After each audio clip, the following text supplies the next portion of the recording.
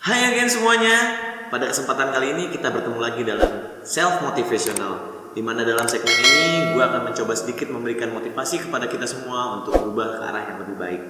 Dan pada kesempatan kali ini gue mau mencoba memberikan motivasi khususnya kepada kalian para edik di luar sana yang masih saja terbelenggu oleh jeratan rantai hitam narkoba. Dan tanpa tunggu lama-lama lagi, let's go to the topic.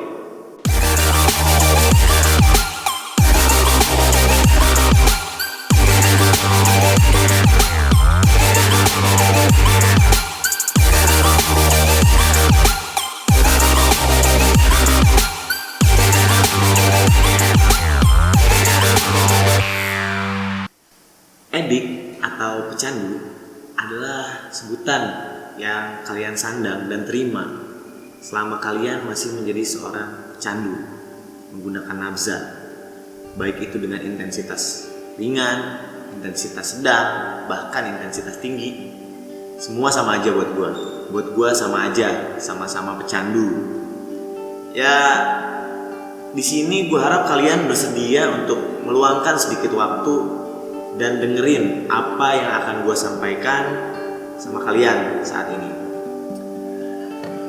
Apa sih untungnya jadi seorang edik? Apa coba? Gak ada sob, gak ada untungnya sama sekali. Gue udah jadi edik sejak gue kelas 3 SMP, dan sekarang kurang lebih udah berlangsung sekitar 18 tahun. Dan gue udah lelah jalanin hidup sebagai seorang pecandu sob. Gue udah lelah, udah capek gue. Mungkin banyak di antara kalian yang nonton video ini punya masa pemakaian yang jauh lebih lama dari gue, punya masa adiksi yang jauh lebih panjang dari gue. Tapi di sini gue hanya berniat untuk membagi yang udah gue alami untuk kalian yang masih jadi pecandu di luar sana. Oke, ini poin pertama. Mungkin kalian berpikir pecandu bisa menambah stamina, yang bisa juga kalian ningkatin kinerja kalian. Ya, akhirnya kalian bisa menghasilkan banyak uang yang untuk kalian bagi kepada keluarga kalian atau kepada orang tua kalian. Tapi itu semua salah sob, salah. Kenapa gue bisa bilang salah? Karena banyak dari edik yang gue temui, mereka hanya bekerja untuk yang penting bisa pakai. Jadi mereka udah dapat uang, pakai, nggak lebih, gitu. Banyak yang sampai lupa buat nyisihin uang buat keluarganya, buat anak istrinya, buat orang tuanya. Tapi ketika orang tua minta uang atau keluarga lu minta uang, istri lu minta uang, lu selalu bilang gak punya uang, ya kan? Tapi giliran buat make, lu bela-belain pinjem sana, pinjem sini, yang penting lu bisa make, ya kan? Emang lu pikir narkoba yang bakal nolongin lu di dalam kubur nanti? Emang lu pikir teman-teman pemakai lu, teman-teman adik lu yang bakal nolongin lu nanti saat lu ditanya sama malaikat? Emang di bawah kaki bandar narkoba itu surga lu pada berada? Coba deh lu pikirin. Coba lagi lu renungin. Udah berapa kali kalian bohongin keluarga kalian? Udah berapa kali kalian bohongin orang tua kalian? Bohongin istri kalian, bohongin anak-anak kalian demi buat makan narkoba? Udah berapa banyak hati yang kalian sakiti? Udah berapa banyak perasaan yang kalian kecewakan? Dan lu ingat lagi semuanya. Udah seberapa besar dampak dari pemakaian narkoba kalian merusak relationship kalian sama orang-orang terdekat kalian? Masih mau diterusin? Atau masih mau ditambahin lagi? Enough lah bro, udah cukup. Kalian masih belum nyadar juga nih? Kita lanjut ke poin kedua. Kalian pasti mikir seorang edik itu keren. Seorang edik itu bisa dianggap sebagai anak gaul ibu kota. Aduh sob, gak ada yang bisa kalian banggain jadi seorang edik. Gak ada sob. Hal positif apa sih yang bisa lu dapetin selama lu menjadi edik? Hal positif apa yang bisa lu hasilkan? Menurut gua hampir gak ada deh. Kalaupun ada, itu masih gak seimbang dengan dampak-dampak negatif yang muncul setelahnya. Jadi menurut gua itu gak worth it banget. Sekarang coba nih kalian pikirin berapa banyak uang yang udah kalian hamburkan untuk pakai narkoba. Udah berapa banyak uang yang kalian buang untuk memenuhi keinginan adiksi kalian. Coba deh lu lu hitung. Gak usah lama-lama, gak usah banyak-banyak. Kalau misalnya terlalu panjang, gak usah semua lu hitung dalam 2 tahun terakhir. Udah berapa banyak itu? Dan lu udah bisa beli apa dengan uang sebanyak itu? Masih mau nambah lagi penyesalan karena makin narkoba? Ya buat gua sih, apa sih worth it-nya? Apa untungnya jadi seorang edik? Jawabannya nggak ada sih kalau menurut gua. Jadi ayolah, gua di sini bicara kayak gini sekarang, cuma ngerasa miris sama kalian yang masih kayak gini-gini aja, masih terjerat dengan rantai narkoba, masih dibelenggu oleh rantai narkoba. Gue di sini pengen kalian sadar, pengen kalian ngerti, dan pengen kalian punya kemauan untuk berubah dan untuk pulih. Karena untuk mencapai kepulihan itu gak ada dorongan yang lebih hebat selain dorongan yang datang dari diri kita sendiri. Masih belum ngerti juga? Kita ke poin terakhir yang pengen gue bahas di sini. Buat kalian yang masih edik, masih jadi pecandu, coba kalian pikir deh, resiko yang selalu menghantui kalian di setiap hari-hari kalian. Di saat kalian make, di setiap detiknya, itu kalian beresiko untuk tertangkap polisi, bahkan lu beresiko mati. Kalian mau mati dalam kondisi lagi make, mati dalam kondisi lagi nge-fly, mati dalam kondisi lagi kenceng, lagi tinggi. Ketika lu ditangkap polisi, pilihan lu itu cuma 2, penjara atau rehabilitasi. Syukur-syukur ketika lu bisa masuk rehabilitasi, berarti lu masih diberikan kesempatan yang sangat banyak untuk berubah dan untuk pulih. Tapi kalau penjara, menurut gue itu bukan sebuah solusi yang baik untuk seorang pecandu. Kenapa? Karena banyak orang yang keluar dari penjara malah jadi bandar. Orang yang keluar dari penjara malah makin gila. Lingkungan penjara itu gak baik buat kalian para pecandu. Menurut gue ya, itu menurut pemahaman gue.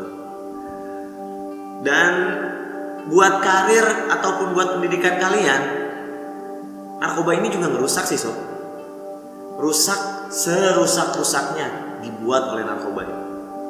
Karena gak banyak yang bisa tetap fokus bekerja atau belajar sembari menjalani kehidupannya seorang edik juga. Jarang yang bisa membagi fokus mereka untuk tetap bekerja, tetap belajar sebagaimana mestinya, tapi juga mereka tetap menjadi pecandu. Sangat sedikit hal yang seperti itu gua alami, dan sangat sedikit orang-orang di sekitar gue yang bisa seperti itu.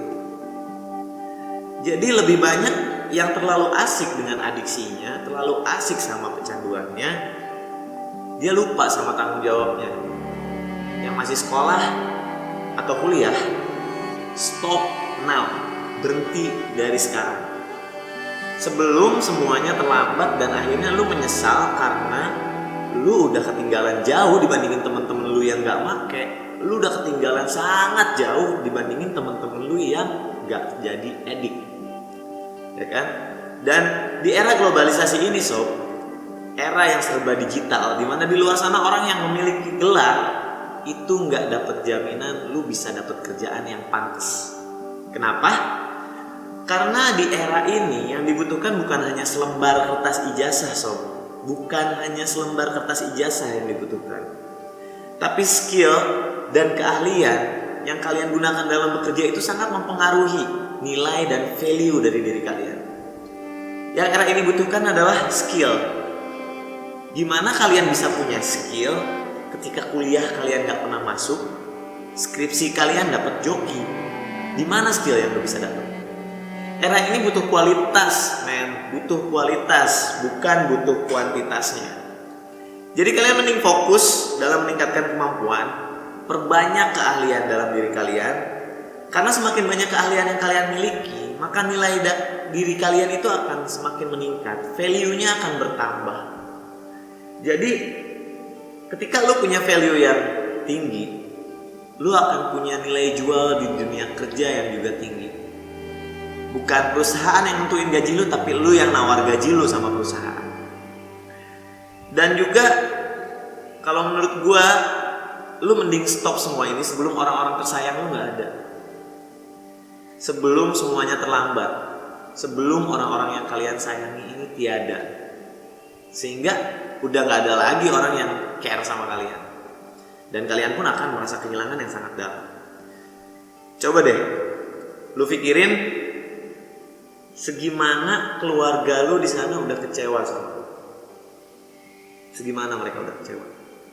Pesan gua sih sob, sayangi orang-orang terdekat kalian, sayangi orang-orang yang sayang sama kalian, karena nggak ada satu orang pun yang pengen punya anak seorang edik, dan juga nggak ada keluarga manapun yang waras di luar sana yang pengen buat anggota keluarganya jadi seorang edik.